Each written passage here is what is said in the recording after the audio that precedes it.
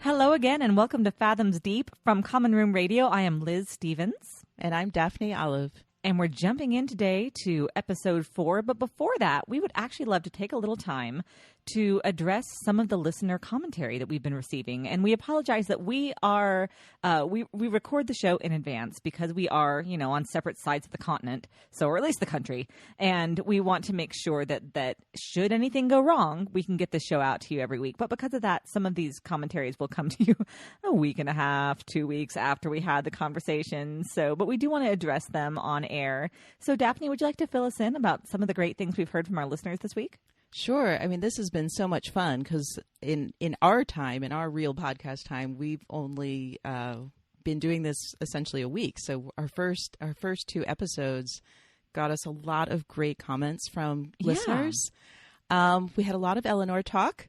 And so I just wanted to say that we had some people who really love her.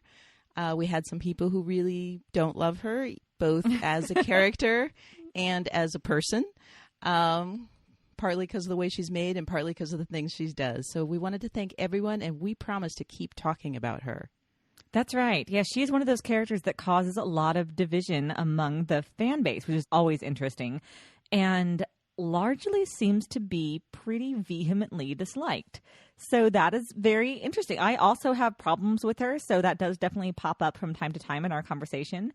But there's a whole thread that you can find on our Twitter page, which is @BlackSalesCast. And if you want to jump in on that conversation, there's a lot being said on, whether or not Eleanor loves Max, whether or not Eleanor is even capable of loving anyone. There's a lot of good, meaty stuff going on there. So by all means, jump into that. And then the next subject I love. So Andrew wrote and told us and actually gave us a screenshot of a quote from the costume designer telling us that Jack's glasses were in fact historically correct.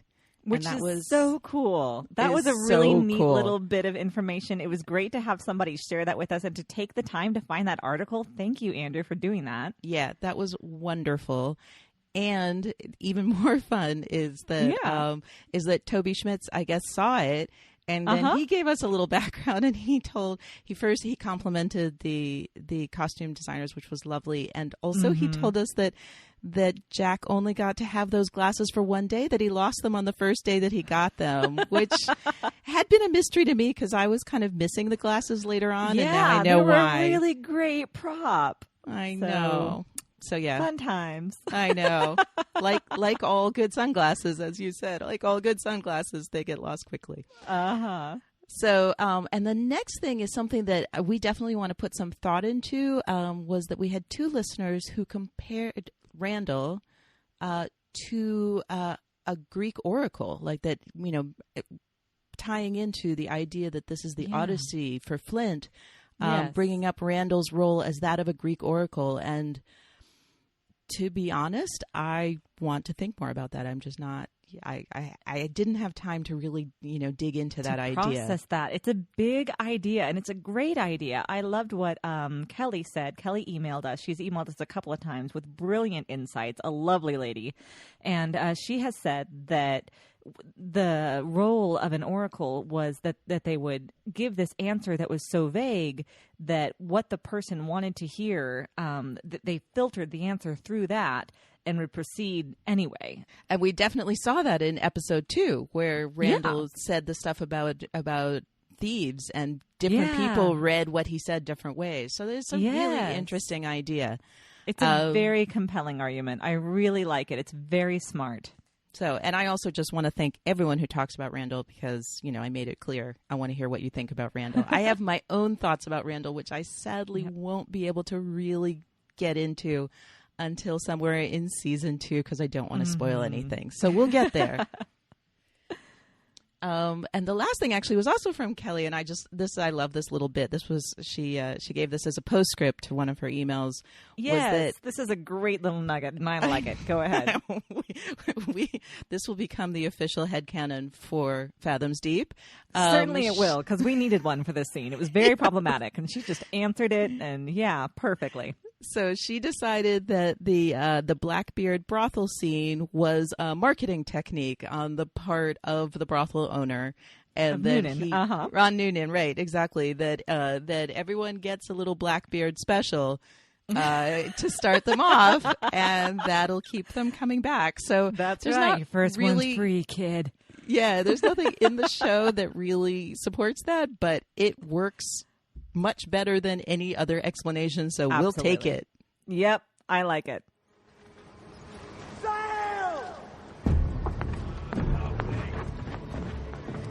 Let's get into the main parts of this episode. This is a really great episode. I especially thought of you, Liz, when I was rewatching this, because this episode is a lot about the ship. And so one of the main parts of this storyline is the careening of the ship. And I looked up what careening means. So careening is actually what they did when you take a ship out of the water and bring it onto the shore to clean it. I didn't know that. I love that Billy gives that to us, too. When we first open up, he says, we got to do careening. Everybody grumbles. And he explains it to us without it being like too heavy-handed and expository, But he's just like, look, there's no way to do this but to tip her, so we're going to do it. Right. And it just gives you just enough, and they're looking for a beach to do it on. So you're like, okay, so get her out of the water, fix her up, sure. I loved just the physicality of this. Like you just get so many shots of just like the physicality of the ship itself, against the waves, against the wind eventually. The physicality of the crew working on it. It's just really, it just felt like it was very visceral. It was really just, you just really get this beautiful glimpse into what a physical relationship they all have with their ship. Yeah, I just thought it was gorgeous. That's a great point. Yeah, I like that. So that section of the episode is really, about the actual careening and about what's going on with the Walrus crew and the characters of the Walrus crew. And another part of the episode is what happens at Mrs. Barlow's house. Yeah. So we have her interacting with Flint, her interacting with Richard Guthrie. Those are both really important interactions. Yep. And her interaction with the neighbor boy, a very important interaction. Yes, right. We get a lot about her state, her place, and what's going on in her life. Yeah. And then we have the Guthrie story, which includes both Guthries and Scott, and the whole question about the Andromache. And then the last story is Vane's story, which I'm kind of grouping Jack and Anne in Vane's story, but it's really okay. That makes sense. The Ranger crew. Right, the Ranger crew, but really there's just, this is a really weird and not completely easy to understand, but knowing the story further on, important moment for Vane. Yes. Yeah, agreed. So that's our parts. All right. Well, then let's move on to our character studies. Prepare to board. Aye. All right. So I thought that we will do it by, according to the groupings of people. And so I wanted to start with Billy and Gates. Gosh, I love Billy and Gates. Billy had a lot of shining moments in this one, I think. I loved that as soon as Gates promoted him as quartermaster, which he didn't quite promote him. Of course, he called for an election. He basically said, I think Billy would be great at this. And the whole ship just cheers. And he's got that proud, just like happy look on his face. I love Billy Bones. I know you He's do. one of the few people that you can just root for 100%. Yep. That's so true. Not feel any internal shame about that. That is totally true. So that is really interesting. We do have a little bit of dissent. So that's important to bring up. We do introduce the idea that de Groot is unhappy with this choice of beach. Yes, yeah. Which is not necessarily, because Billy is all for that. Billy is all business in the scene, which I really like. De Groot voices his dissent. Flint is Flint. So we'll talk about that when we talk about him, I suppose. Yep. He does what he does. Yeah. Yep. But you're right. Billy is having to navigate these waters, if you will, figure out how to get everybody on his side. And he's not as good at it yet as Flint is. So that's kind of the rug's taken out from under him a little bit. And once again, he has to decide if he's going to, push through for his own agenda and DeGroote's, because he clearly believes DeGroote to be right. Or if he's going to fold. I think, and he folds. Right. In the beginning, I don't know if it's so clear, but he definitely pauses in the beginning. He does pause. Yeah. Well, and he folds twice. Yeah. So he folds to Flint he folds to Flint for going ahead and choosing this beach. Which does make sense. I mean, Flint has a very valid argument that if they wait around for the proper beach, they will not. The reason for doing it at all is to catch the Urca de Lima, and if they wait too long, it all becomes moot. Yep, it's true. It's a hard position that he's in for sure. Yep, and then his second folding is to the crew. To the crew, yeah, who just must have their tent. Yes, so right. I've got to say that is pretty hilarious. I mean, I love the first thing the crew comes up with. I think he did say something about food, but no, I think the first thing they say, okay, what about the fuck tent? Yeah, and then that's the most important thing to us. We need rum, we need booze, and we need women, please. Right. And I love that Billy is annoyed by this. He is all business. He's like, look, we don't have the money for this right now. We're in a huge hurry. Don't you think we could just for once forgo the fuck tent? I know. I and love there's his just face silence. too. Everyone's staring at him. And of course, he's the brand new quartermaster, and he has to have the camaraderie as well as the respect of his men. So he folds, and we get both things. We're going to go ahead and set up camp here on the beach, and you're going to get your tent.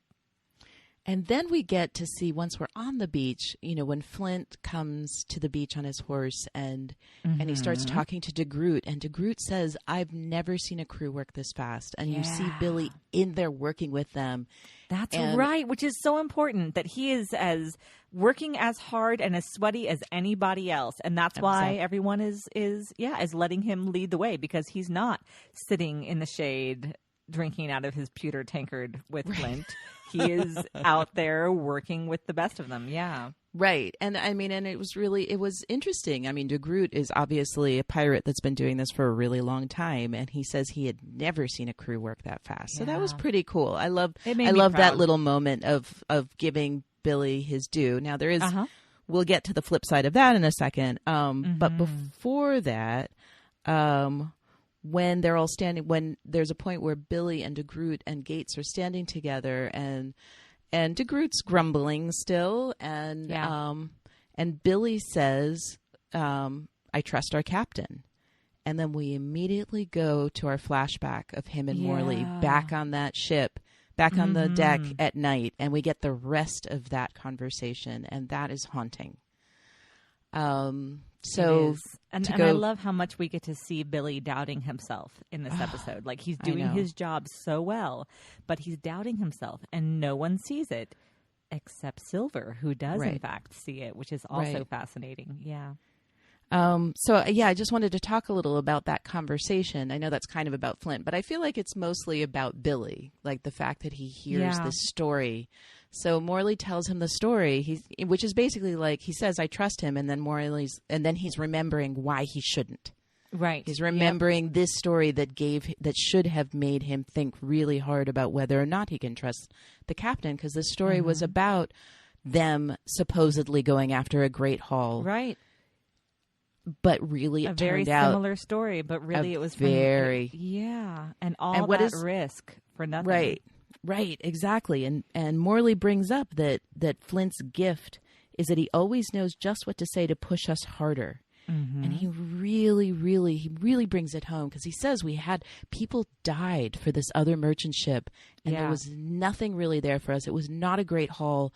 And then he heard this execution. These rich people saying that they would pay for their lives, and yet then screaming. And then he sees that it was Flint coming out.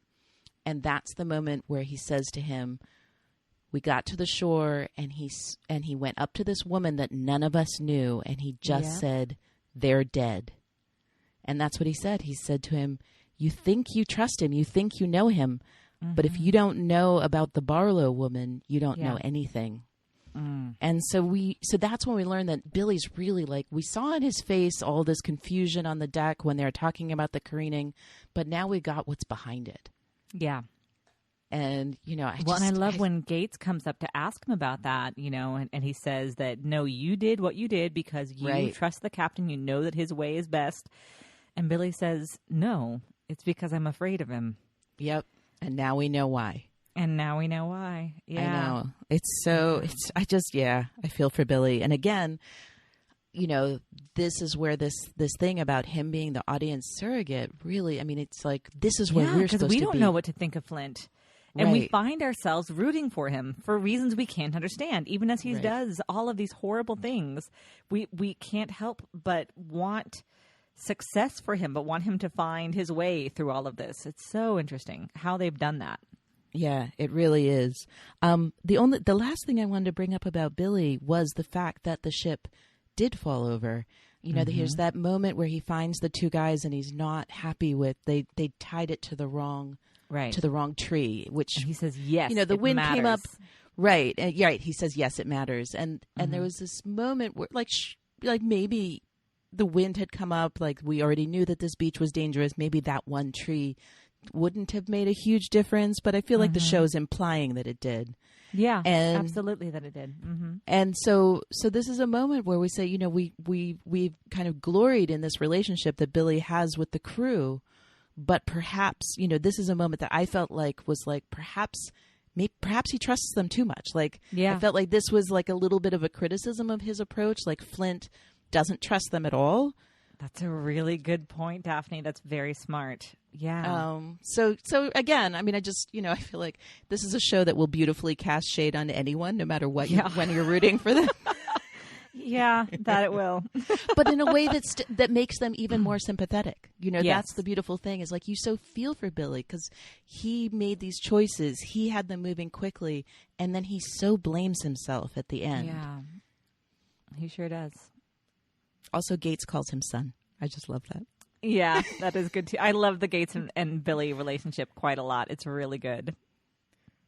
And we were going to talk about Gates, so let's move on to him, I think, unless you have more of Billy.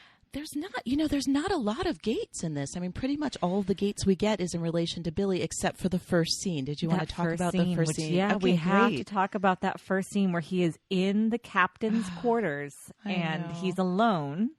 And he's plotting things out for him taking control of the Ranger. And he says out loud, Captain Gates. And he says it not with pride and not with further fervor or with excitement.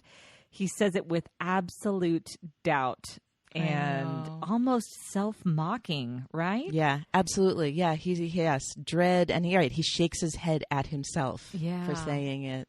I know. He's so dear to me. Right. And then he goes right out those doors and gets everybody together and gets everybody excited about Billy, which really does show that his strength is being a quartermaster. Like he has found his position. This is where his strengths are. That's so true. Not everybody is a captain. Right. No, but when he's by himself, he doubts himself. But when he's with the crew, suddenly he can speak with authority. Mm-hmm. That's a good point, too. I love that. Love Gates. Yeah, I love Gates.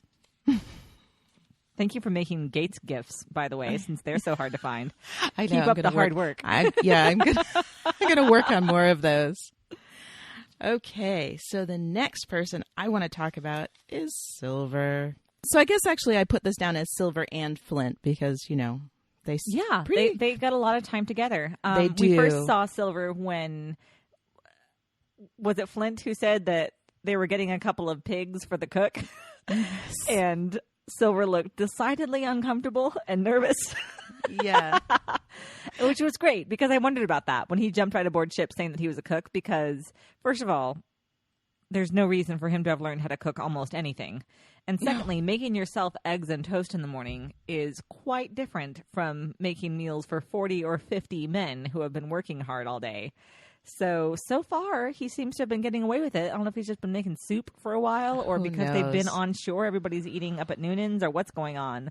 But this seems to be the first time. They have been mostly at shore, but he has also had shore. Randall helping him. Oh, that's a good point. Yeah, that is a really good point. Mr. Randall, I can cook. Yep. Yes, so there's that. The thing that's interesting to me about the pig, I mean, there is a whole hilarious thing, like throughout this episode, Silver is in constant relationship with his cleaver, which becomes very significant. But in the beginning, he just like keeps staring at it, kind of like it's like some sort of weird stranger in his hand. Like, how did you get here? Yeah. Those are just like little moments. There's just, it's funny. I mean, I feel like, there's a whole cult, which I'm like the queen of, the cult of the facial expressions of Jack Rackham, but John Silver also like very different style of facial expressions, but his facial expressions are really great. They are. Okay, so but the thing about the pig is, we have the thing with the one guy complaining about being sick from the pig, and then Flint tastes it and pretends it's okay. This is delicious. Right. I love that. No, I love that. I love that. And when he starts spitting it out, and the what did beautiful you do to thing this pig? here, exactly. He says, "I cooked it," and he's like, "No, you did not." You most assuredly did not. Yes, exactly. Thank you, Liz. Yes, you do good, Flint. You definitely do good, Flint. Thank you. Awesome. That's what I'll get a tattoo of. I do a good Flint. There you go. Now we know what that tattoo is going to be.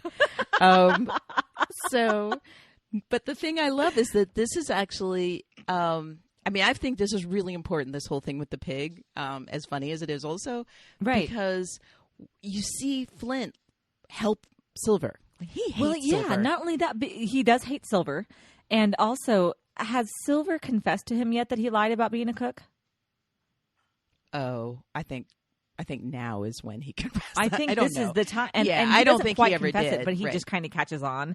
Right. And that's just another thing. It's like another way that this weasel wormed his way into his crew. And now he needs him, has to keep him around.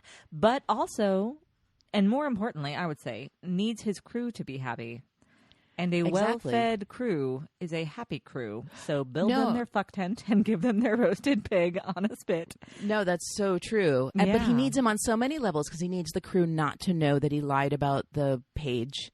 Oh, so that's he needs right, Silver. too. I mean, he needs Silver so much right now. I mean, he hates Silver and he's very vocal about it. Yes. But he has to help Silver. So that's, he tells him how to roast a pig because he can't afford for Silver's lies to be exposed to the crew for his own sake. In addition to the fact that he needs the information that still is in Silver's head. So he needs him on that level. He needs Silver, for the very reason that Billy was worried in episode 2, I believe. Sorry, now I'm getting confused which episode is which. Well, that's the thing I wanted to say about this episode is that it picks up so perfectly where we left off and hearkening back to certain conversations and things. Right. It is really hard to remember just one episode at a time. It's why it's been so important for us to watch them like right before we record, because so many conversations happen, in one episode and are picked up again in the second. And it's really so clearly one story. And I appreciate that so much as an audience member. Me too. Oh, right. I wanted to talk about just a little exchange between them. So when Flint, when he says whatever you just said about not having cooked the pig properly, yes, and Silver says something like that the crew said it was ready, and then Flint says they'd eat it raw if left to their own devices, and then Silver's like, he's like, that's awfully cynical. I just love that exchange because pretty much like that was I think the moment that's the moment kind of when Silver understands who Flint is in relation to his crew. I think you're right. This was just like a great little moment that really exposed what we've been talking about of this, this kind of paternalistic attitude. He doesn't respect his crew. No. Or trust them. Yeah. Nope. He definitely sees himself as a cut above. Right. And I just felt like this was an episode, this their arc as a partnership of sorts is really interesting. Yeah. And so Silver then later on, when he sees Billy and Morley talking on the beach, not in. He goes Yes. to Flint, and then he says, "What are we going to do about Billy?" Which is so ballsy, super Oh my ballsy to just insinuate yourself into that conversation and to have this idea that like, oh, we're partners now. Very ballsy, Silver. Flint is having none of it.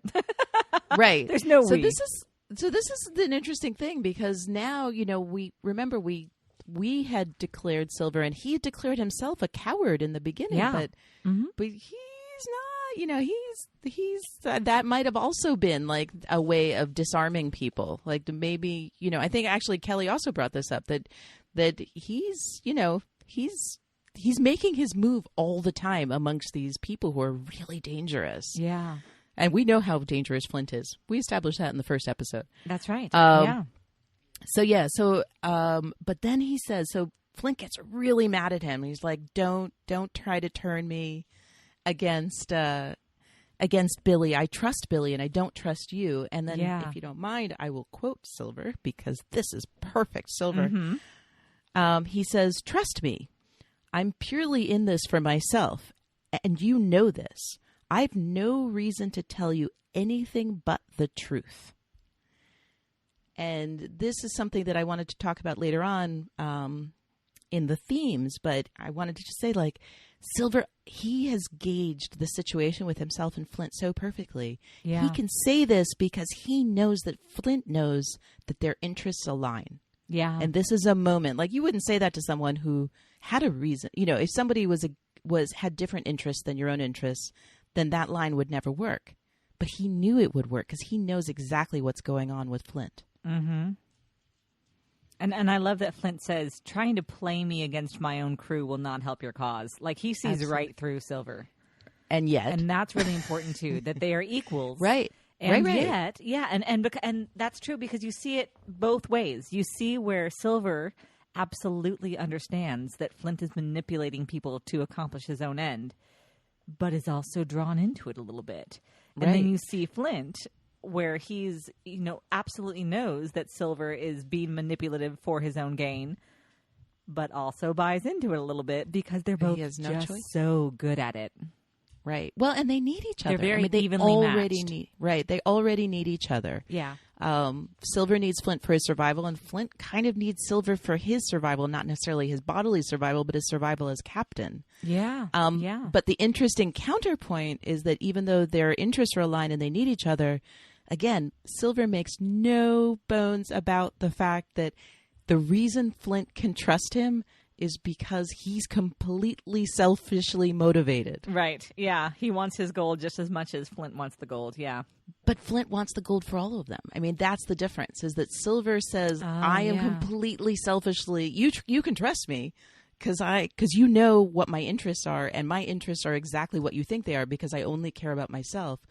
Flint is actually in it for all of them. So it's so interesting because they're aligned.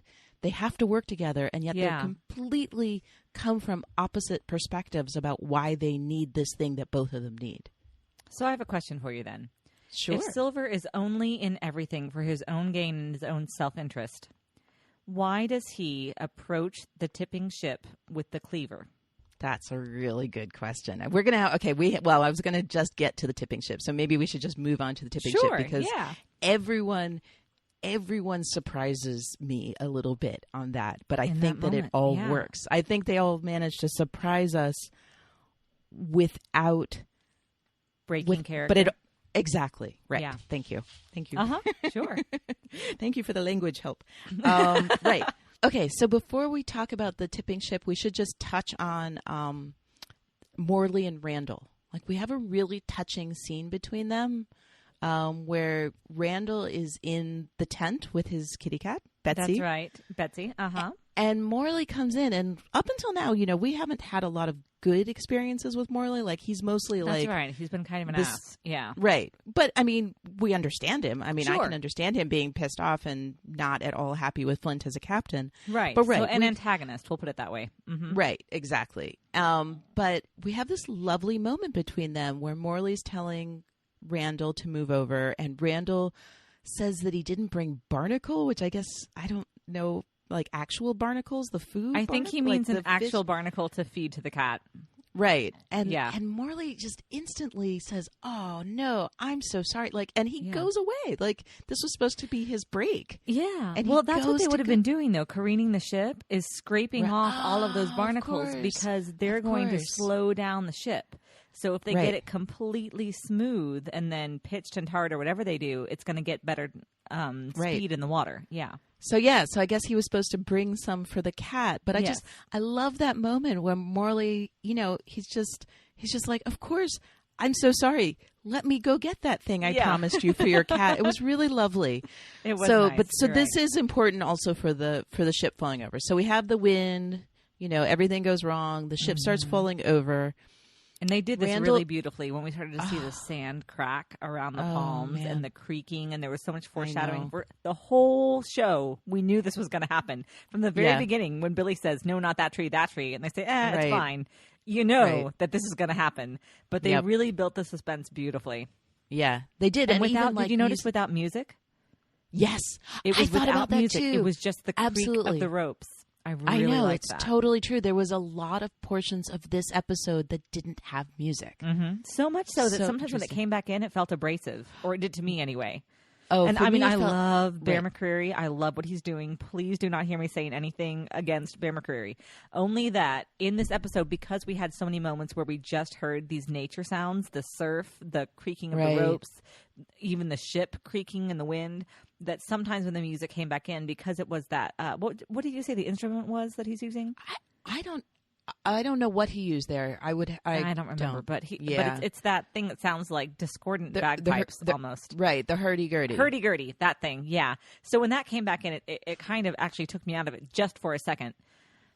Oh, see, for me, I can't remember which moment. There was a moment where I did notice that there was no music, and then suddenly the music in, and it was like a moment. I think it was Flint was in his little tent office, and suddenly the wind picked up. And you weren't even seeing the palms or the ship or anything. You just saw the wind pick up on his papers. Oh, yeah. But you had already seen it other places. So even when you're seeing it completely in a different part of the beach. Yeah. But right then there was a bit of music, really low, kind of ominous music. And I actually noticed ooh, scary. Shit's going down. Yeah, exactly. So let's talk about what everyone does in this situation. So Randall sees his cat and goes after his cat, right? I want to say something to that because I have always been of the mind that when somebody goes back for their pet, I'm just like, what are you doing? This is stupid. It really bothered me in Man of Steel. Really, really bothered me. Okay. And just all of these movies where somebody risks their own life for their pet. But I always had cats before. And now that I have a dog and I really love her, I get it just a little bit more. Okay, well, I'm a cat person, so I can 100% relate to doing it for the sake of a cat. But even for a cat, okay. I like cats, don't get me wrong, but cats don't care about you. No, my cat does. Okay, sure. You have to come to DC and meet my cat. Everybody cares about Daphne. Okay. I mean, no, I'm calling on Usagi Biker. Tell Liz about my cat. Tweet at Liz about my cat. About why Daphne's cat is different from everybody else's cat. Listen to us, a couple of cat ladies talking about a pirate show. What is happening? Okay, so enough about my cat. So yes, I can 100 So many listeners are like, I just get these ladies. I just get them. Okay, enough about the animals. But yes, sorry. Whether or not we understand, and I do, Randall chooses to go save his Betsy. And and then what's interesting is, so Morley goes after him, which we now expect, right? We've seen them have this tender moment, so that makes sense. Yeah. The thing that is totally unexpected is that Flint goes after him. Well, first Billy tries to go, remember? Right. And Flint stops Billy and says, no, true. He'll go. Yeah. That's true. And this was so interesting because we had just had this whole story, this whole flashback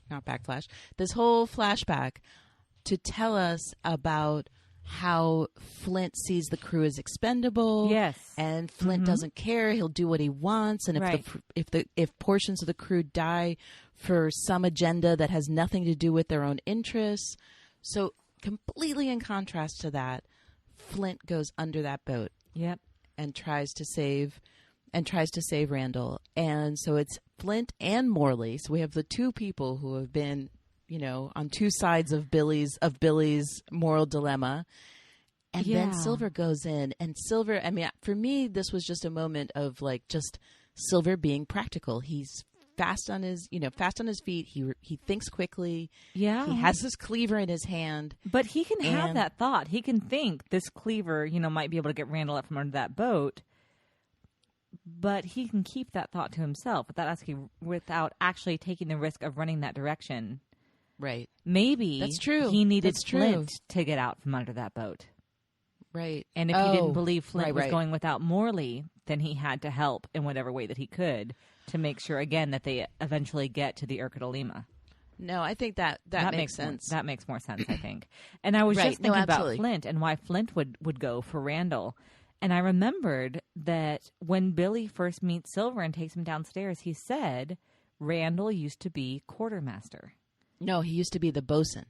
Oh, he used to be the bosun? He used to be the bosun before Billy. Yeah. Mm. But it's still a strong relationship. It's still pretty strong. That's just one under the quartermaster then, right? Quartermaster and then bosun. I'm learning my ship terms. So I believe that this is genuine on Flint's part. This is who he is too. We now know he doesn't really trust his crew. We know he's capable of being brutal. But again, we know that his goal is a goal for all of them. I really believe that this is a part of the true Flint. I'm not going to say that he's a pure hero and he will save everyone and always jump under but maybe he will always jump under the ship. He's capable of compassion. Yeah. Absolutely, he's capable of compassion. Again, he's not, he's no Gates. He's not going to comfort people and stuff like that. Right. But a lot of this sense of him being, of not caring about them, we've gotten from outside of him. This is stories others have told about him. Yeah. Mm-hmm. This is not, what of course, we've gotten he didn't really him, save himself when he said, "Who's Billy?" Right. No. Again. Yeah. Again, he's not a sweet person, but you have to remember that he this crazy plan of his, this crazy thing about taking your oar into the towards the land and leaving the sea behind. It's an option he wants for all of them. It's not just for him. He's not trying to get this gold for himself. He's true. Trying to he doesn't want to lose something. a man. Yeah. He doesn't want to lose a man. Again, we will learn over time when he's willing to and when he's not willing to. Yeah, he is a captain. Mm-hmm. He's not a kindergarten teacher. He's like, yeah. So I totally buy this with Flint. I really, really. And again, when a person is in that kind of split second decision making, this is when you get a glimpse into who they are. That's a great point. Your true self comes out. He didn't have time to think about it. Yeah. Now, I think it does, on a strategic level, it ends up benefiting him. You're right. Because the crew, he does have that heroic moment at the end where he gets to walk out holding Randall. Yeah. But he earned it. Mm-hmm. Yeah. he earned his heroic moment. He did risk his life. How did you feel about the dramatic irony with Silver, Long John Silver, being the one who comes up with the plan to cut off someone's leg? I know. That is. I mean, again, there's some as an audience member, that was really cool. That was a cool thing for them to give us. Right. That was definitely like a little Easter egg for all of us, or those people who know who he is. I mean, which is almost everyone. Like, I think 98% of people know that Long John Silver has a peg leg. I happen to be watching the show with one of the 2% because my husband's from Israel and he doesn't, he's like kind of aware of this story, but he's very interesting. Did not, I don't know if he made that connection. Like maybe once I brought it up, then he was like, oh, right. But yeah, it's not a part of it. He didn't grow up with this as like an essential part of his popular culture the way we did. So yeah, I have a feeling that didn't resonate with him, but yes, interesting. Almost everyone it will. It gave me chills. It was so great when he looks down at the cleaver and you see the idea in his head. Ooh, it's good. Yeah, yeah. It's awesome. It is. It's great. I mean, again, it is a little moment of, foreshadowing or whatever. So yeah, the last thing I wanted to bring up was after the boat when Billy and Gates are talking to each other, Flint very obviously notices that they were talking to each other. Like there's just a moment where you really see, like right after Billy says that he was afraid of him, we see Flint look at them. Yeah. And then we wonder how much Flint really does trust Billy. Oh, right. And also the other thing that's referenced when he says that he's afraid of Flint is we didn't talk about the fact that Morley doesn't survive this. And that's questionable at best. It is. It's very convenient for Flint. Right. And Billy very noticeably went and checked the wreck afterwards and saw the leg and saw, a crushed man. Mm-hmm. We know who that crushed man is. Yeah. So that's I just wanted to stick that in there. I want this to be something we think about in the future. Yep. Flint. He's complex. So no, actually, well, the next thing I want to talk about does relate to Flint as well, because I thought we'll move on to Mrs. Barlow. Okay. There is a lot of great Mrs. Barlow stuff in this one. I think you could argue that a huge part of this episode is really about Mrs. Barlow. Yeah, absolutely. Just to remind everyone, when we first see her, it's the sex, isn't it? Oh, right. It is, but it's right after the flashback where Morley says the Barlow woman. Oh, that's right. You go straight from that. You go straight from the flashback where we hear this story about how Flint is jeopardizing the lives of his crew for the sake of this mysterious Barlow woman. Uh-huh. And then we go straight to the scene where they're having sex in the morning. And initially, just that very first glimpse, all we see is that she is on top, and we've just, it's basically what Marlowe just said, right? Is that she's the one calling the shots and he's doing these things for her. Exactly. And just seconds later, it becomes very clear that this is awful, awful sex. Yeah, truly. It's so uncomfortable. And I mean, he is haunted and he's distant, and she's searching for what I don't know exactly, some kind of relief or a release. She's searching for some kind of intimacy. It seems very right. For her, it seems really, that she's just physically having sex. Yes, but not, that she just needs the physical act of sex. And I wonder about that about her, like if she needs it physically just in kind of a hormonal kind of way, which makes sense to her character. Like we saw that tense conversation she had with the pastor.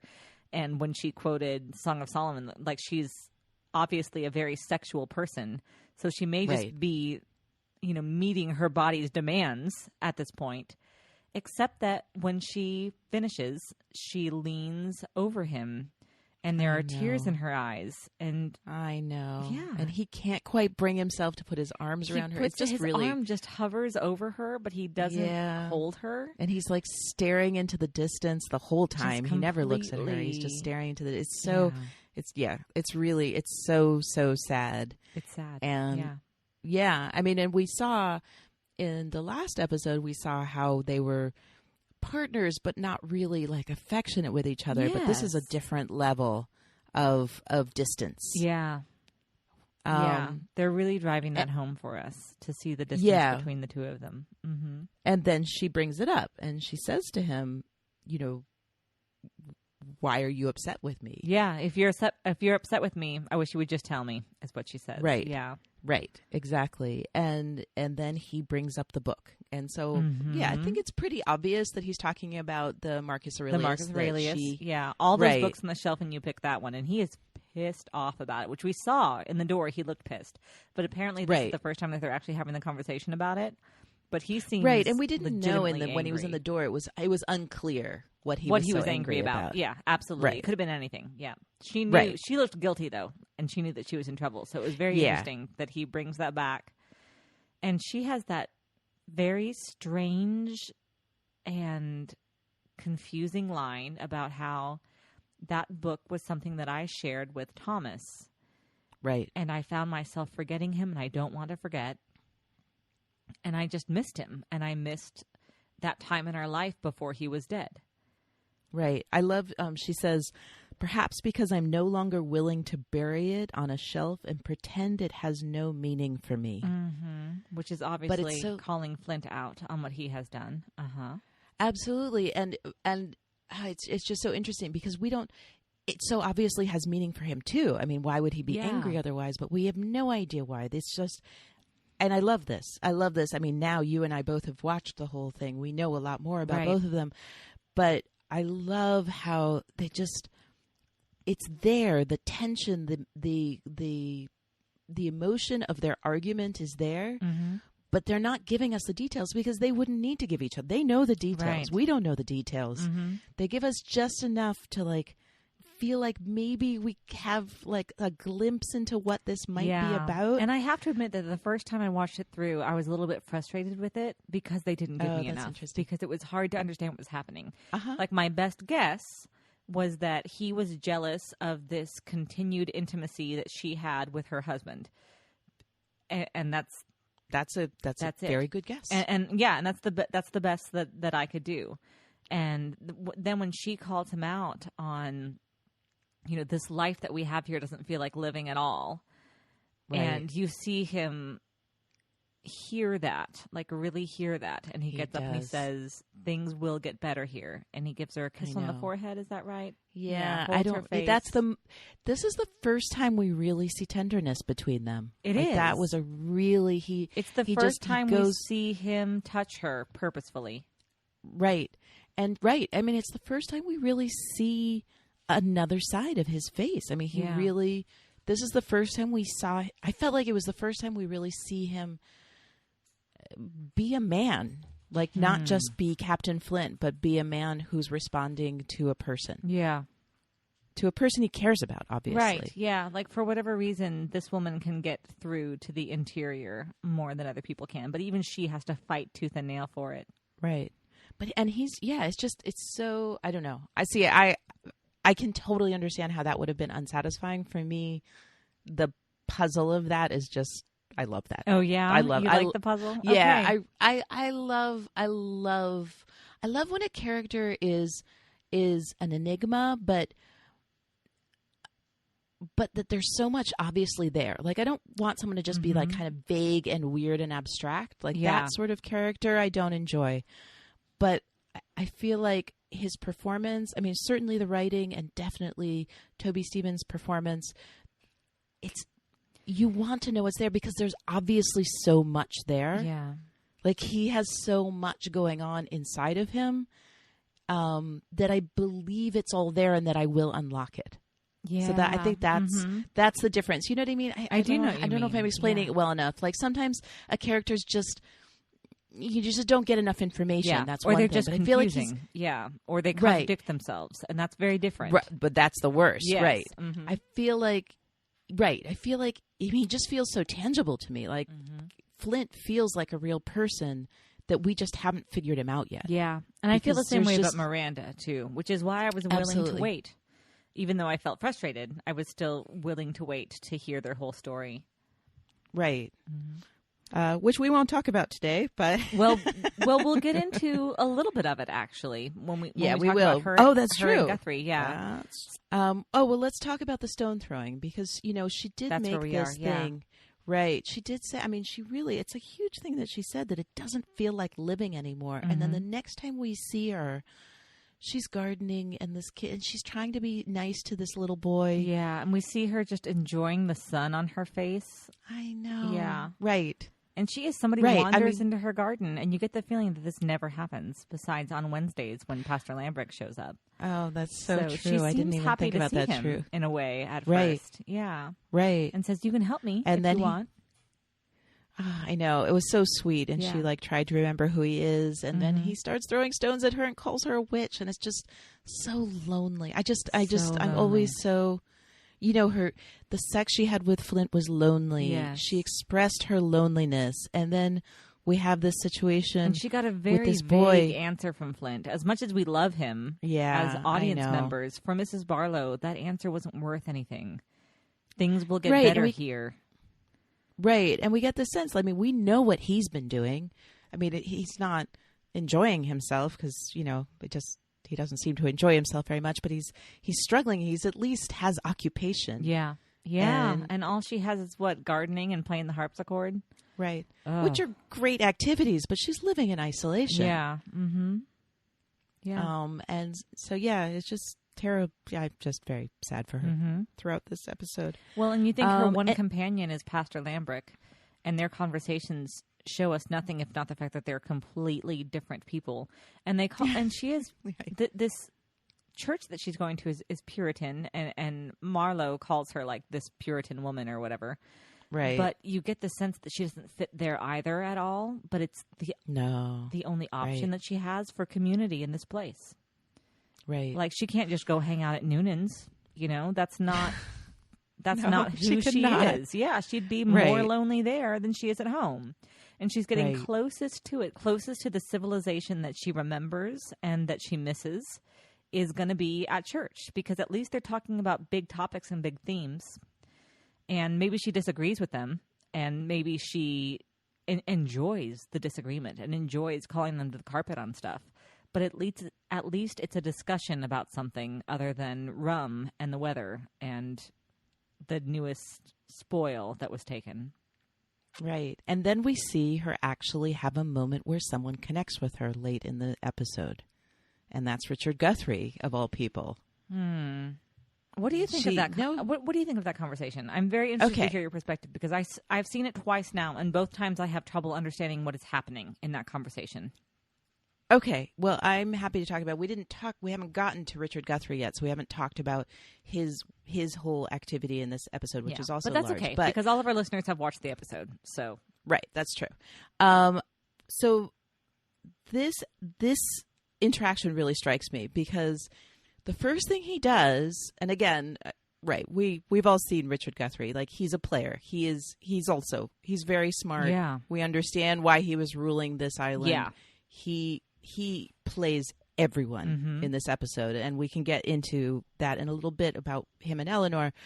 But he walks in, she's playing the harpsichord, he immediately makes a connection with her. And again, you have to remember, he's been in her house for some number of days. He knows what her situation is, and he's also very smart.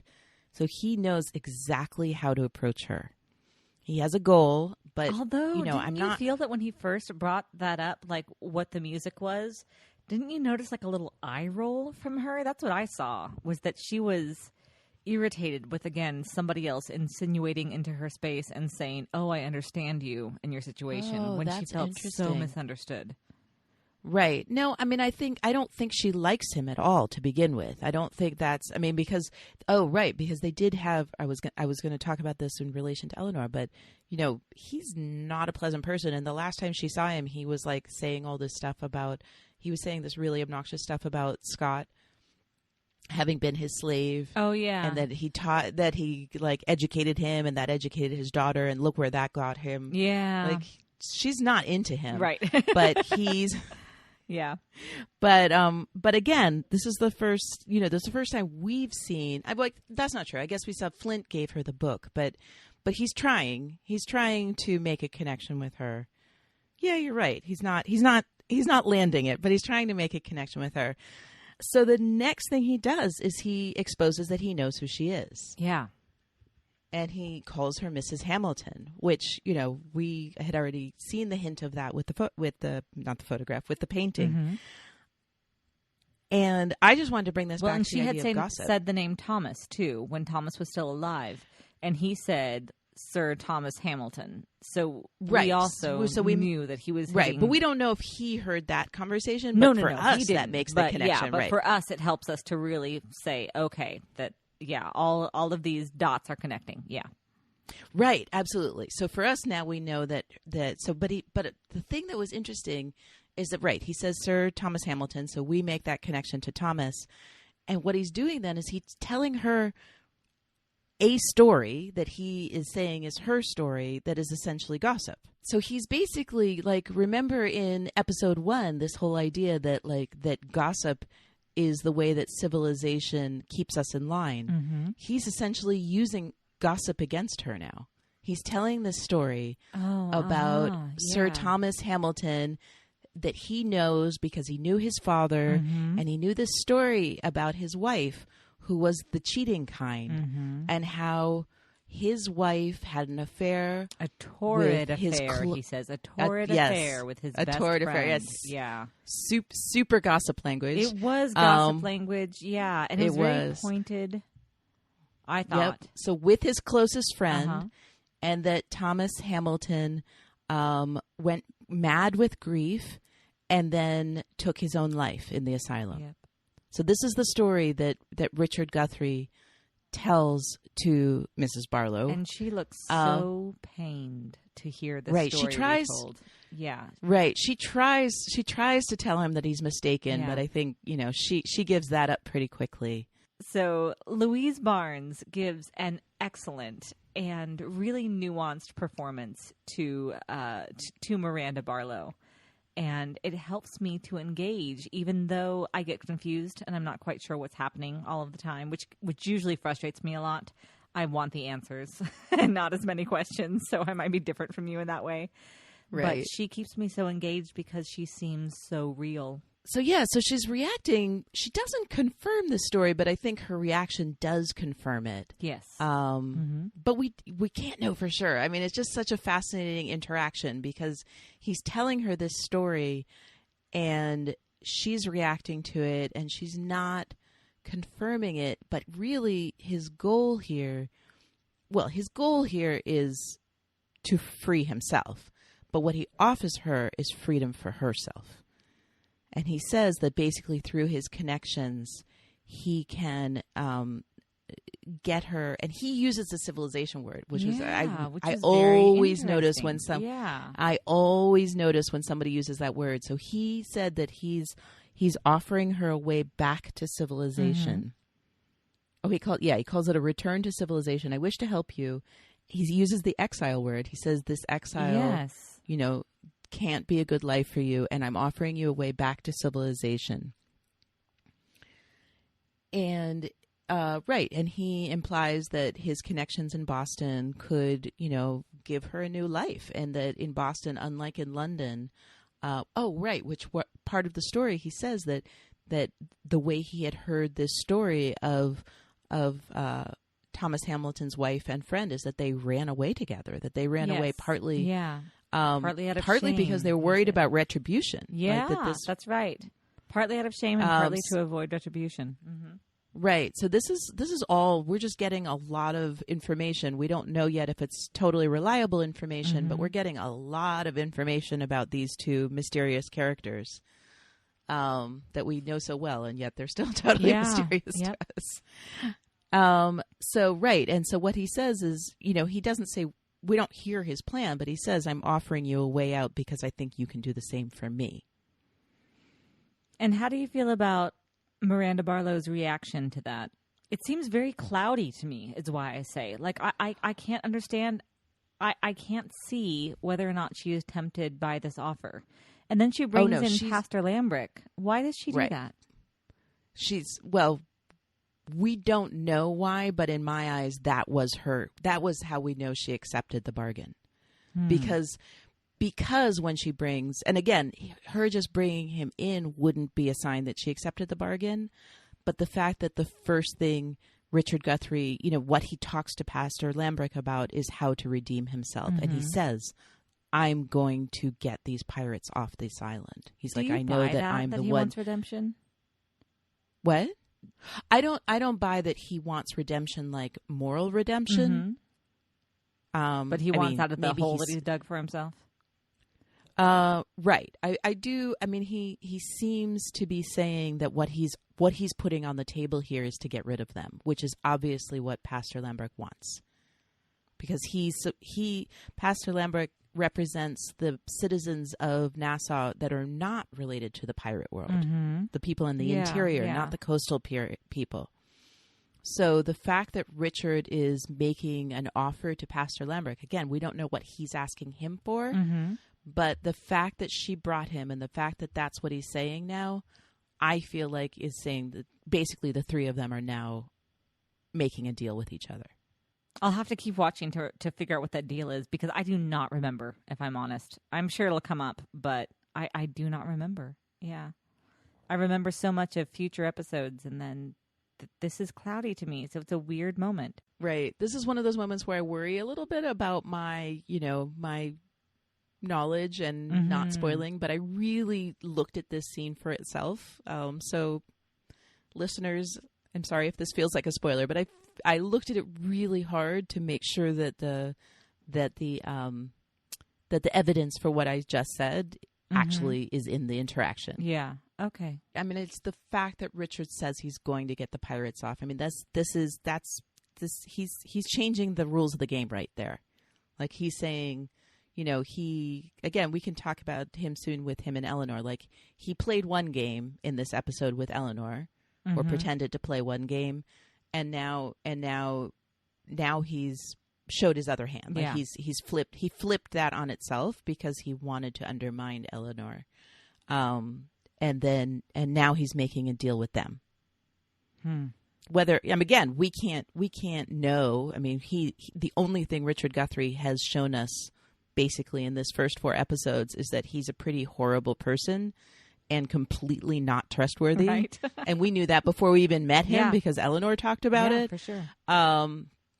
But what we do know is that he basically made Mrs. Barlow an offer, and she brought him Pastor Lambert, and the Pastor Lambert wanted to know what he was going to do to change things.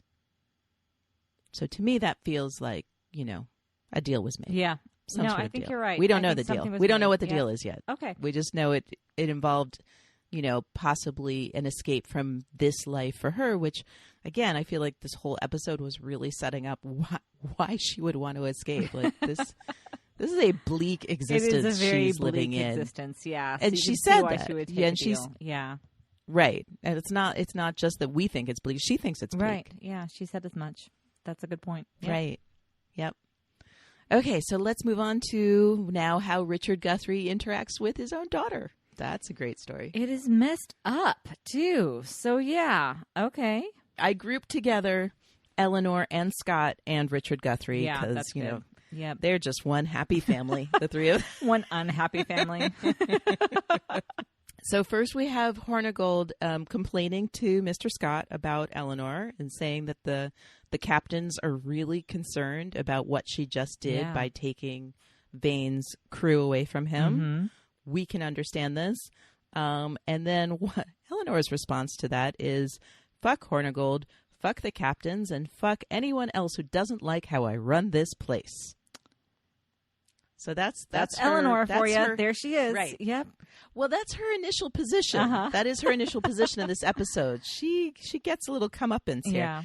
Yeah. The next thing we see is when Bryson arrives, the captain of the Andromache, which is the merchant ship that belongs to the Guthrie family at large, not just to Richard. Yes. And he does not give her an ounce of respect when he lands. She wants to start talking to him. She has this whole plan of, convincing him to give her his guns, but he can't even be bothered to barely talk to her when he arrives. Yeah. So that really resets the frame. And I want to give Eleanor credit. Like, she sees the situation and instantly says, well, my father wants to talk to you. This was not her plan. No, it was not originally her plan. Yeah, so she had to scramble, flailing Eleanor, as you said. Right. Although, I mean, this is a moment. This is like scrappy Eleanor. Yeah. That was a moment where we got to give her credit for thinking fast on her toes and actually coming up with a plan. Whether bringing her father in turns out to be a good plan for her. Yeah, we'll see. So then we have this meeting. Oh wait, no. Before the meeting.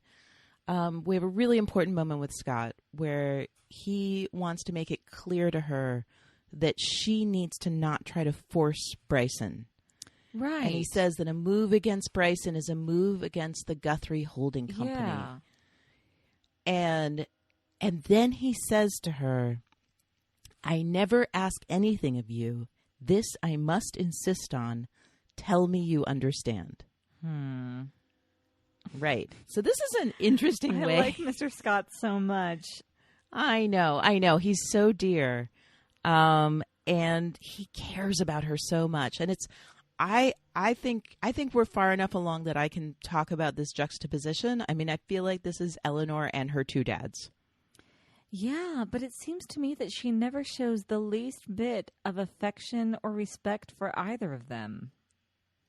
Oh, see, I think she does show with Scott. Now, with her dad, no. I mean, I think she has nothing but resentment for Richard Guthrie.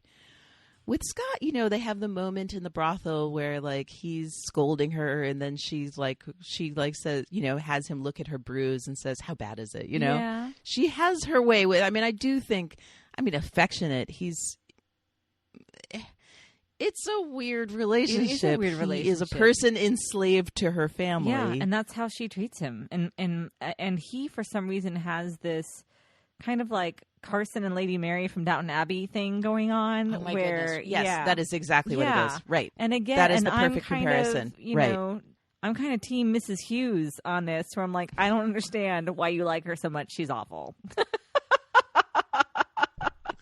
That perfect. I'm sure you have your reasons. That is perfect. I don't. I hope most of our listeners have watched Downton Abbey, and if they haven't, well, you should just go watch Downton Abbey. But that is the perfect comparison. Okay, so he does in his own way. He doesn't exactly exact a promise, but he does in his own way. I believe. I felt like that was exacting a promise. The tell me you understand. Yeah. And then we have this whole interaction with Richard. So they bring Richard down. Richard was very disrespectful to Scott when talking about him to Mrs. Barlow. And yet he didn't. You could tell that he didn't know that he was in that way that only a rich white man can. Oh, no. Oh, no. I think it was completely intentional. You think it was intentional? He is pissed off. He was so angry that his daughter and Scott had been any part of this plan that got him stuck in that house. Absolutely. No. I think that was 100% intentional to undermine him. Well, maybe that's better, actually. Okay. Yeah, better. I mean, yeah. Either way, he's a vile man. There's no ounce of good in Richard Guthrie. Not that I've seen. But he is clever. So we have this whole meeting with Bryson where he pretends to be on Eleanor's side, and he makes it's really believable. Like, he explains to Mrs. Barlow how Eleanor has essentially outmaneuvered him. Mm-hmm. And I believe that. I remember totally believing that. And he's like, look, if I tell Bryson that there's an arrest warrant for me, he's going to take me back to Boston. Yep. Like, I have to go along with my daughter, right? Yeah. So that was super believable. And he brings back Marcus Aurelius, remember? Yes, he does. He says, he does. I must absorb the blow, as it were, like a rocky promontory. Yes, he's very good at using people's interests against them. So then, and then he does the line that really stood out for me in the meeting was that Bryson saying, "You all are crazy. What are you doing? I can't believe you're going to try to take this Spanish ship." And he says, well, you know, sometimes in this reality, you have to take bold moves. And I'm lucky that my daughter is the one that thought of one for us. And that was exactly what Eleanor wanted to hear. It sure was. And yet still she didn't 100% trust him. But yeah, he is playing everyone. He is, yep. And then Bryson says, and I even believe that, like, Richard Guthrie somehow, like, used his words so that Bryson would insist on being alone in the room with him. It just felt like that. Like, he's just manipulating everyone. And then when they come out, this is the sad part, when Scott sees that Eleanor had brought all of her guys to force Bryson and went against what he had asked her. And then he says, he says, "You lied to me," which again, he didn't say she didn't promise, but whatever. Yeah. We'll let that. Yeah, she did lie to him, and then he actually says, "Shame on you." He says, "Shame on you." Yeah. I know. He and was it so does hurt. seem I mean, he was to resonate with her at least a little bit. She respects Scott. I mean, I have no question about that. I feel like their relationship is very meaningful to her. Possibly, I mean, now that everyone's convinced me that she didn't even really love Max that much, perhaps Scott's the only person that's meaningful to her. Really. Maybe so. And yet it's still in this idea, like she still sees herself as better than him and a cut above him.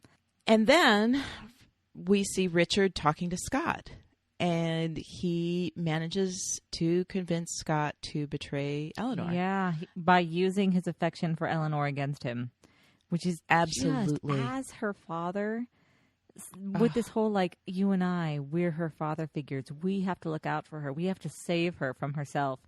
Is just so shitty and conniving. It's the worst. I know. I don't. It's really most vile. I have ever hated Richard Guthrie is in the scene with Mr. Scott. Right. Yeah, it's really horrible because he knows exactly what's going to work in this situation. The same way he used words that would work with Eleanor, he'd now use words that would work with Scott. And he says, help me save her from herself. Mm-hmm. I know. No wonder she has daddy issues. Yep. For real. I'd like Scott That's what I too. wanted to say. Yeah. This is what I wanted to say. Well, and I have a point about it at the end, which I will bring up maybe in our themes. Okay. I do have a point to make about this, which goes to a question I think that you asked me either last episode or the episode before. So that's it. I mean, this is Richard Guthrie. Yep. Guthrie. He has now played everyone against each other, and we don't know if it's going to work for him.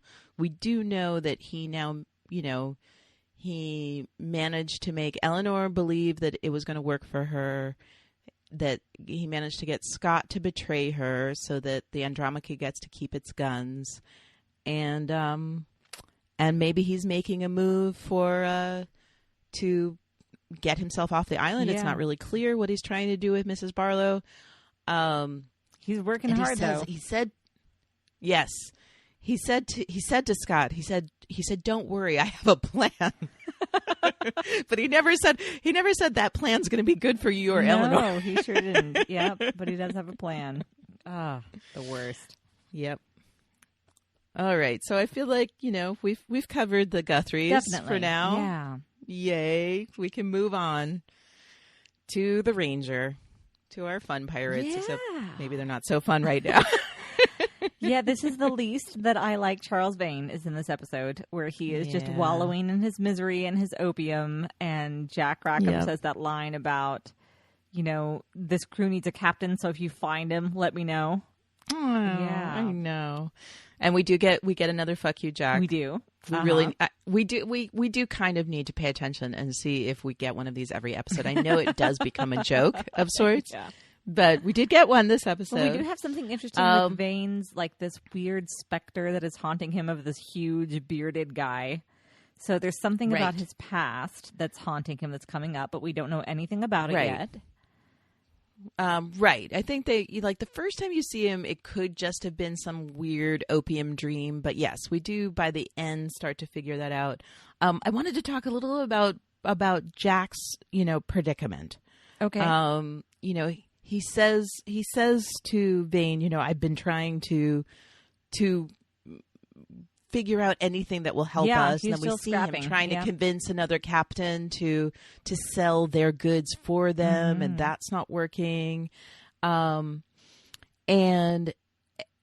then that captain says, "Why do you stay with him?"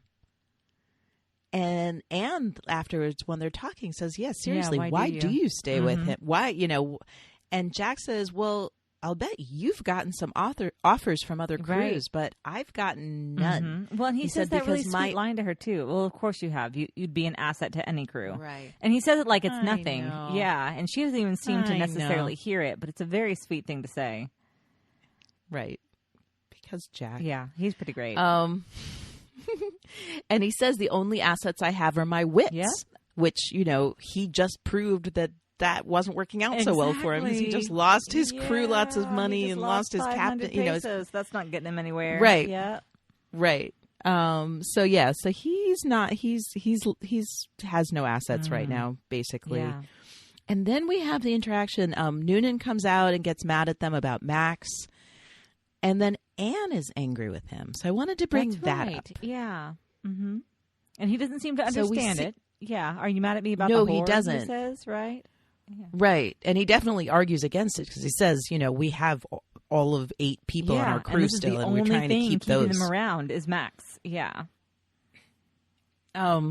So yeah, I wanted to bring up this. There's that, you know, you don't see Max much in this one, but we do see her, and I just wanted to point out from last episode when Miranda Barlo was reading the Marcus Aurelius, and the part that I had said that each part of the quote we saw a different character, that I felt like that part of the passage related to their personality. And Max's was, how lucky I am that I was not broken by what happened to me. Okay, I'm paraphrasing there. I'm not quoting. And we see that with Max. I mean, we have this tiny bit with her. She's excellent in this episode. Such resilience. You know, she's taken this like dirty sheet and like made it into a somewhat flattering dress.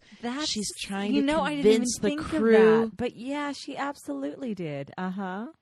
She's trying to show the crew members that if they're gentle with her, she can make them enjoy sex with her more. She's really she also has so few assets right now. She has her brain and she has her body. And she is using them both to the best of her ability. And an understanding of people. Yes. That's so important. And also an understanding of people, and also just a really strong core of self-respect. Yes, a sense of self. And resilience. Again, the resilience, she's, you know, it just is so interesting to see, you know, she's the person who's most, I mean, okay, Vane's in his opium stupor and things kind of are crappy for him right now, but really, she's the person in the worst situation. Absolutely. Yeah.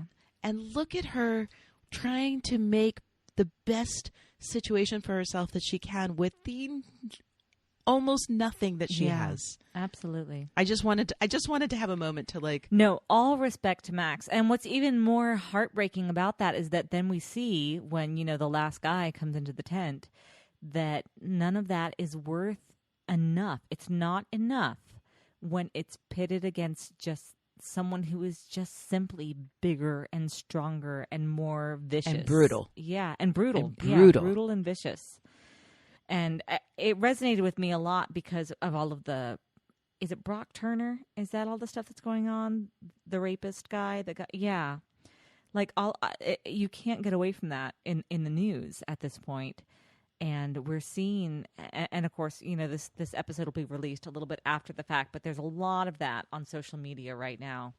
And this idea that the core of your person and your identity is stripped from you with rape, then you are just objectified, and that's it. That is all that is left. And it was so heartbreaking to see. Absolutely.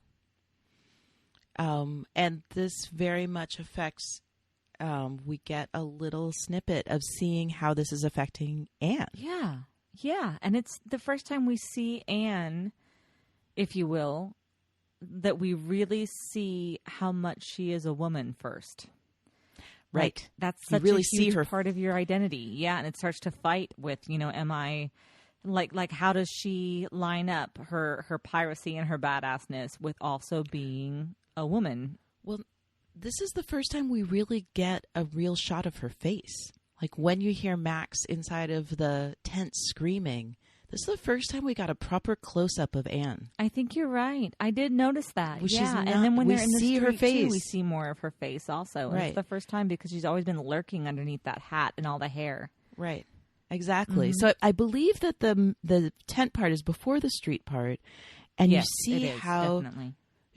you see her face. I mean, it's really striking. All we've seen so far is, I think you described it as like a hat and two swords. Yes. Like That's what you see up until then. And then suddenly we see her face and she's clearly troubled. I mean, we don't know really what's going on in her head, but it's not, she's just, it's not her usual kind of scowliness. Right. Like there's just emotion happening. Yeah. And I just wanted I wanted to call back to everyone to remember that when Max was escaping, when Max was getting away from the brothel, when she had decided to escape after the whole thing with the pearls, it was Anne who saw her go and reported her. That's right. So I just wanted to bring that up because I really a certain level of guilt that this woman is absolutely is enslaved in this tent and is being treated in the way that she is. Yeah.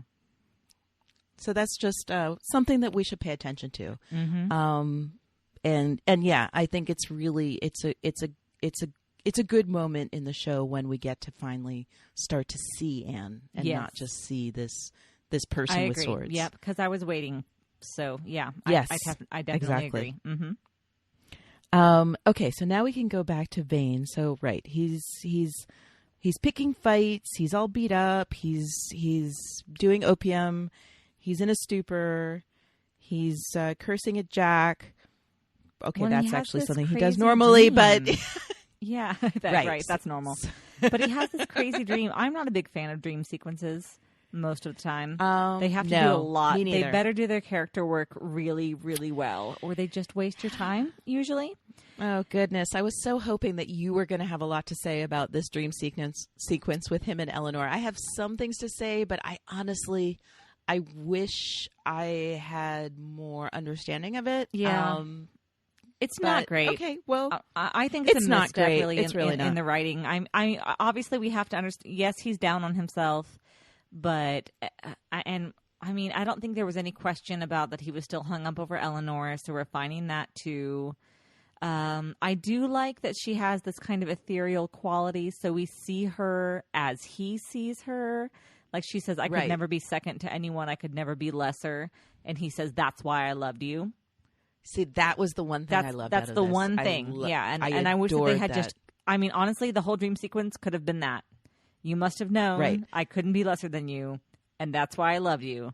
And then her saying, you know what you have to do.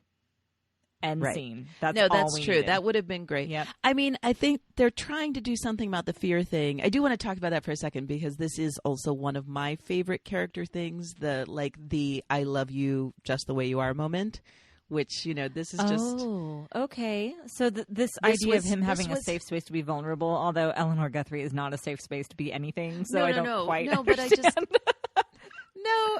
It's not even that. It's just makes me love Vane more. It's just fair. He is that guy. He's actually the I love you just the way you are guy. Like she said, she said all those vicious things to him and this kind of horrible things like I can't love you because you'll make me feel less than you. Yes. Mm-hmm. I mean, again, this is not her speaking. This is his vision of her speaking. Yeah. But again, his vision of her is talking to his feelings about her, and his feelings about her are, yes, I knew all of this about you and I loved you anyway. Yeah. Which I love, or I loved you even because of that, which is even stronger than I loved you. And you destroyed me based on emotions that you have that are really the reason I loved you. Oh, Vane, it's so sad. It is sad. I know. Yeah, poor Vane. Okay, so there's that. And then there's this kind of vague stuff about like you could take the island back if you weren't, if you weren't so afraid. I don't understand. I don't even know. We don't understand that at this point, right? But we do understand that this somehow gets him out of bed. Yep. So there's there that. You go. So it gets him out of bed, yep. Right? And then we'll get into the real world. Then he has he meets up with Noonan and Noonan's guys. Yeah, he does. How does that go, Daphne? Well, so that's really interesting. So they're beating on him, and he's clearly still in opium stupor. Uh-huh. And then there's the moment where Noonan tells one of his guys to kill him, and the guy cocks his gun right in Vane's face, and it's so fascinating to me. Like I love this moment. So Vane's like just staring at the gun. So in a way, he's being really brave. but he also has completely given up in my eyes. Yeah. That's how I read this.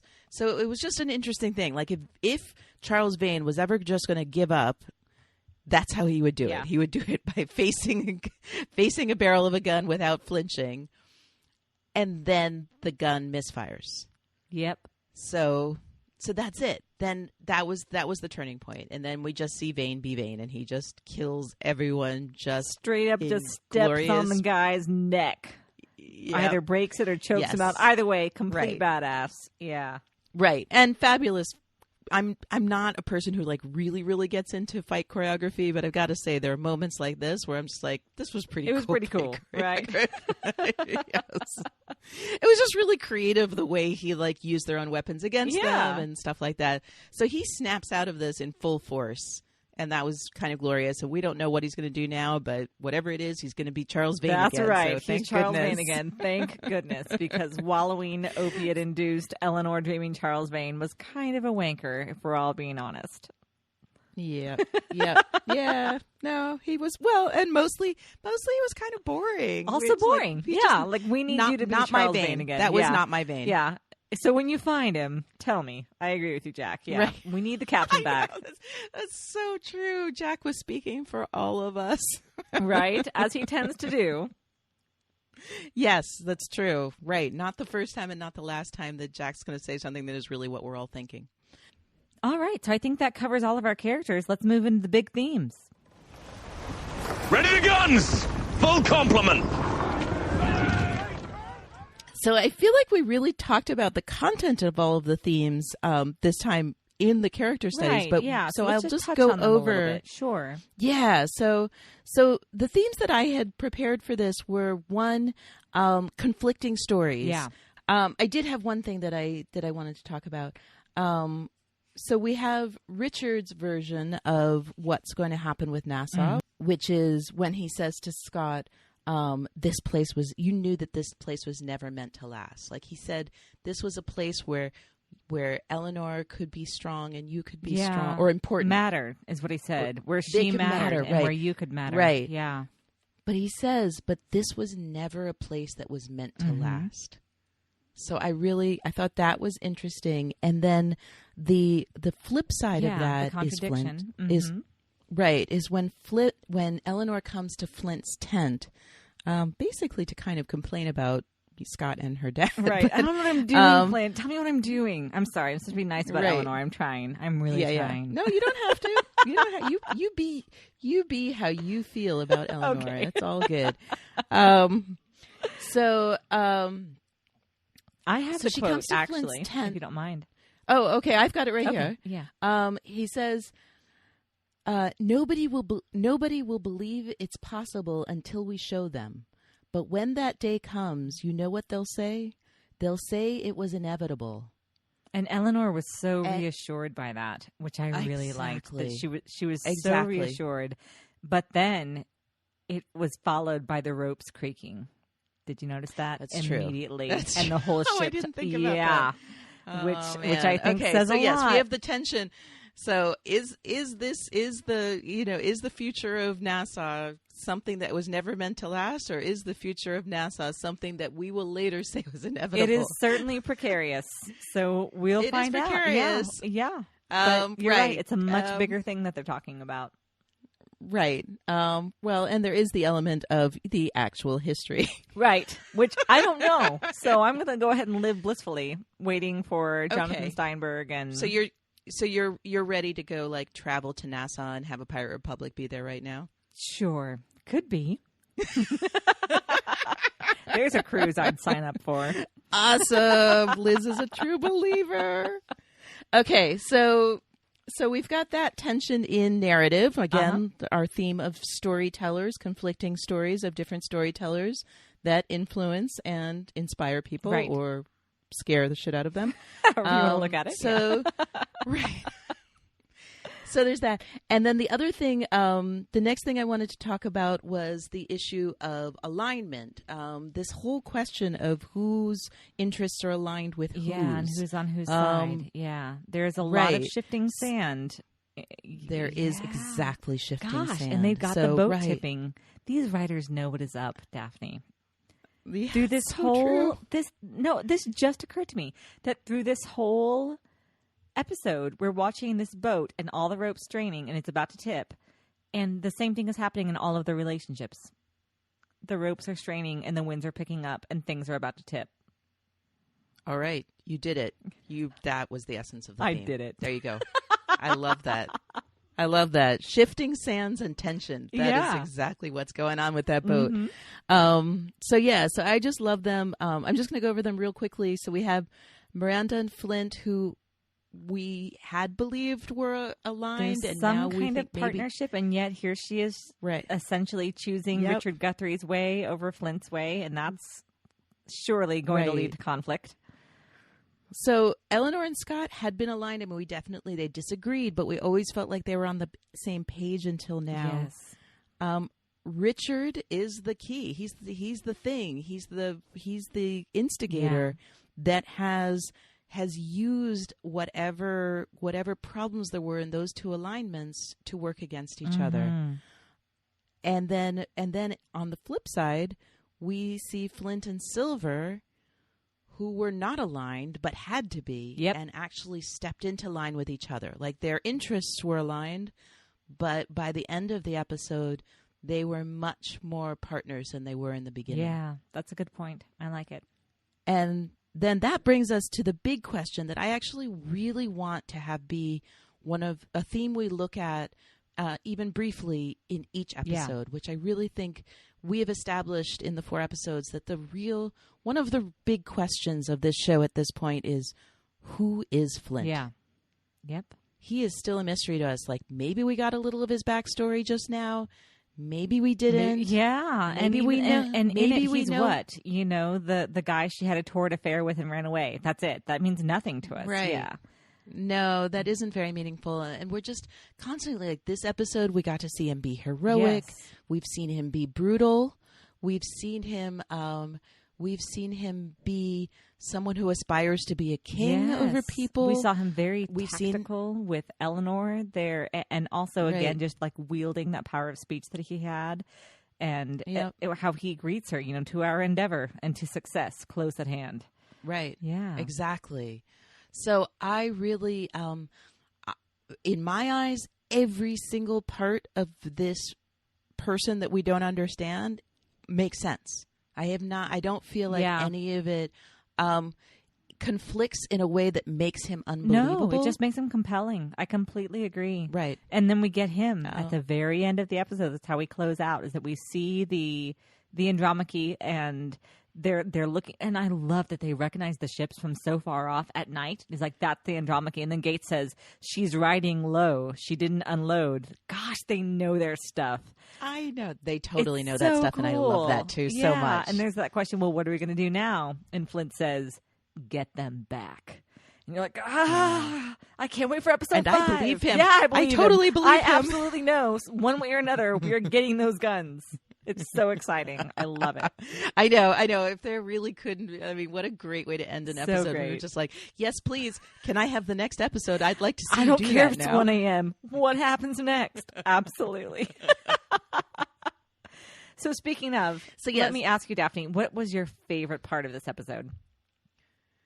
So my favorite part of this episode was Flint's beachfront desk. And I actually worked outside today while I was preparing. I worked out on my porch, which is not beachfront in the Caribbean, but still lovely. Mm-hmm. I loved it. I loved where it was. I loved that he just had this, this little fabric roof over his very normal looking desk. Like, he just set up his desk outside. I loved it. He had all of his tools. Like, he had his compass, he had his maps, he had his things for measuring the maps that I don't know what those are called, but they're really lovely to look at. Super cool. He had he had his pewter cups. It was just really lovely. I just loved all the details. I love old tools, so it was just really fun for me to look at. Yeah, it was very Okay, cool. What was your favorite thing? My favorite was the Miranda Barlo stuff. Louise Barnes again was just really, really lovely in this whole episode, and just how much I felt her loneliness and wanted her to find a way out, to even the point when icky, gross, slimy Richard Guthrie is offering her a way out and she's thinking about it. and I understand and I empathize with her. I liked all of that quite a lot, and it really hooked me. So, because I had already loved Flint for whatever reasons I can't quite understand, and now I love Miranda Barlo, and I want to see them. I want to see that moment that he promised her when he kissed her on the forehead and said, "Things will get better here." Yeah, I want to see that too. Here's That's hoping. awesome. Yeah, exactly. I mean, it's interesting. I just wanted to say one thing. It is interesting. I don't think when I watched the first time I did love her that much. And I've heard that too. Yeah, somebody, our friend Chelsea on Twitter, when I was first watching the first episode I watched, or maybe the second one, but she live tweeted it with me just for fun. And when she first came up playing the harpsichord, she said, "Mrs. Barlow, such an enigma." And I was like, is she? I feel like I get her, though. I feel like I get Miranda Barlow. I think I can see how you would. I totally can see how you would get her. I think I was too influenced by the stuff being said about her, like the whole, the Barlow woman's agenda, way cast shade on her in a way that I was willing to believe. And so I felt like it was really my second or even my third watching of the first season where I really felt like I understood her better. I mean, we don't have to talk about what goes on with her in future, nor should we. But it was revisiting the episodes that we're in right now in later viewings where I really kind of got her from her own perspective, because I did. I think that's what it was. That's the only thing I can think of. Because I was so in love with Flint from the beginning, it seems like I should have been. But that's another one of those just it was big so interesting. feminism problems that happens, is that we see the wives of leaders as the wives of leaders and not as individuals with their own agendas and with their own stuff going on. It's how we see them first. First, we want to know, how do you affect this person that I'm counting on? And it's not fair to them. Very possible. But as a former, I suppose, even because it's been a while since we were in that position, but it happens all the time with pastors' wives. And my husband was a pastor when we first got married. And it's the same idea. It's this, how are you influencing him, and is it good or is it bad? And that's really all people want to know. So interesting. All right, I'm going to put some serious thought into my own reactions to Miranda Barlo. I don't mean to call you out on it. It's just a cultural thing that happens that fascinates me. No, I think that's worth thinking about. I really do want to put some thought into that. And it's funny because now, like, I see her and I love and identify with her. Right. But it did take me longer. The whole casting shade definitely worked on me. And and possibly that, like, I was very concerned about how she might be not a great thing for Flint. We'll see. I don't know. That's so interesting. This is definitely one of those moments where it's really hard for me to parse out, like, what I feel now and what I felt when I first watched it, because that was a while ago and many watchings ago. But yeah, I do remember that. I remember that it took me time to feel like I understood her. Yep. Oh, I love that you. It makes me so happy that you love her. I do. Yeah, I liked her right from the beginning because I love her so much now. So it just makes me happy. All right. Well, then it's time to wrap up. This has been wonderful. Thank you again, Daphne, for walking us through everything and for discussing all of this with me, because it's a great show and I love doing this with you. I'm Liz Stevens. And I'm Daphne Olive. We'll see you next week. Fathoms Deep is a Common Room radio production. For more information and access to other programs, please visit us at commonroomradio.com. To show your support, pledges of as little as $1 a month can be made to patreon.com/commonroomradio. Join the conversation by using the hashtag Fathoms Deep and follow us on Twitter at BlackSalesCast. We ask that you keep your tweets respectful and positive, and please avoid spoilers. If you have more to say, we want to hear it in all its spoiler glory. Email us at podcast@commonroomradio.com with Fathoms Deep in the subject line. Thanks for listening.